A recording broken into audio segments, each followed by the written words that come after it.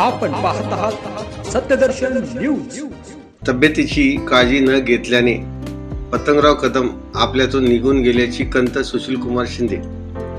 माजी मंत्री स्वर्गीय पतंगराव कदम यांच्या जयंतीनिमित्त आज सांगलीमधील कडेगाव तालुक्यातील वांगी येथील स्मृतिस्थळी विशेष कार्यक्रमाचे आयोजन करण्यात आले होते। आठवणीतले डॉक्टर पतंगराव कदम या विशेष व्याख्यान कार्यक्रमाचे आयोजन करण्यात आले।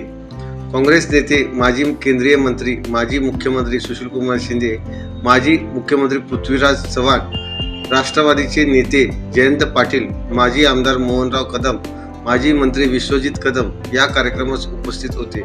या कार्यक्रमात सोलापूरहून सुशीलकुमार शिंदे साहेब यांच्यासोबत सोलापूर शहर काँग्रेसचे अध्यक्ष चेतन नरोटे, विनोद भोसले हे उपस्थित होते। सुशीलकुमार शिंदे म्हणाले की तब्येतीची काळजी न घेतल्याने विलासराव आणि पतंगराव कदम हे दोन मोठे आपल्यातून लवकर निघून गेले। कॅबिनेटमध्ये देखील स्पष्टपणे बोलणारे पतंगराव कदम एकमेव नेते होते। पतंगराव कदम यांची जिद्द पाहण्यासारखी होती।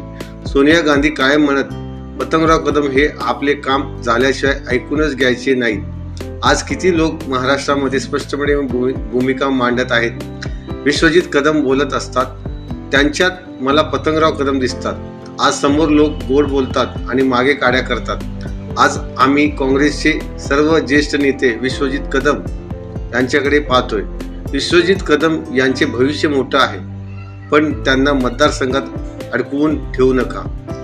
महाराष्ट्रामधील पक्षीय वातावरण बिघडत चालले आहे, त्यात विश्वजित कदम त्यांच्यासारखे नेतृत्व अजून मजबूत केले पाहिजे, असे आवाहन त्यांनी केले।